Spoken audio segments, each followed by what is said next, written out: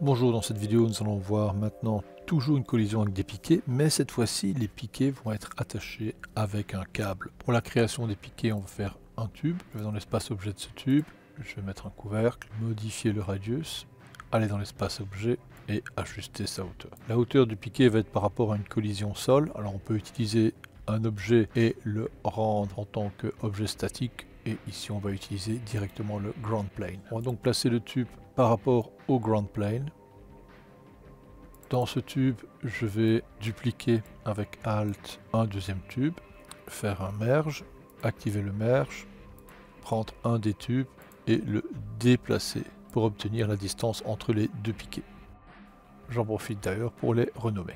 Maintenant, je vais refaire un autre tube. Cet autre tube va être le câble. On va en profiter pour le renommer câble. Aller dans son espace objet, modifier son orientation, son radius, sa longueur et ne pas oublier les subdivisions afin qu'il puisse se déformer. Je remonte, j'ajuste sa position. Une fois que la position est ajustée, on retourne dans câble et moi ici je vais utiliser une solution qui est l'objet merge pour aller chercher dans l'espace objet les référents piquets que je vais utiliser comme contrainte. Attention, pour ne pas que les piquets qui sont importés subissent les mêmes transformations d'ajustement de position, on va choisir Into this object. Maintenant, je vais mettre un Velum Constraint sur le tube. Le tube va donc être un objet Velum, et ici on a les différents types de contraintes. Pour cet exemple, je prends le string. Je vais ajouter maintenant un autre Velum Constraint. En faisant Tab, je vais aller chercher l'historique.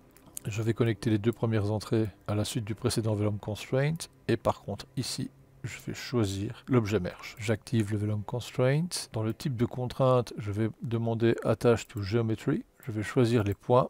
Par la suite, ici, je vais prendre les groupes. Je vais prendre les points qui sont à l'extrémité du câble. Je valide avec Enter. Dans Target Geometry, j'ai ici Target Group. Je vais prendre les primitives qui sont ici et ici. Je valide. Et maintenant, je vais mettre un solver. Donc, Velum Solver. Je connecte les trois entrées et je valide la sortie. Si je fais Play, on va avoir automatiquement le câble qui tombe. On peut revenir au premier Velum. Dans Bend, vous pouvez augmenter le Sweetness pour obtenir une moindre déformation. Bien sûr, vous pouvez l'augmenter plus, en mettant un Bend à 20.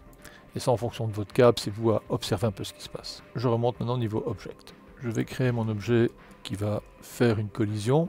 Donc, comme dans un des exemples précédents, je vais créer un cylindre, placer ce cylindre à cet endroit, mettre un cap, modifier son orientation, son radius, sa longueur, revenir au niveau Object, placer son point pivot en utilisant la touche 3 qui est au-dessus du texte et non pas le 3 du clavier numérique. Je rappuie sur 3 pour valider. J'ajuste la position de l'objet qui va créer l'impact. J'arrête la simulation en cliquant sur le cerveau qui est ici en bas. Ça, je peux avancer plus simplement sur des frames qui n'ont pas de simulation pour ne pas qu'elle se calcule au fur et à mesure. J'ai commencé mon animation à 25, faire une animation de rotation de cet élément, donc Shift R. Je vais me mettre au frame 75, créer une autre rotation et donc une autre animation.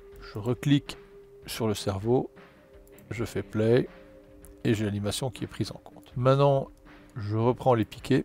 Et les piquets, je vais leur mettre une contrainte glue. Je n'oublie pas que le tube qui fait la collision va être en mode collision static object. Je fais play pour voir ce qui se passe. On remarque que les objets se détachent et les piquets tombent.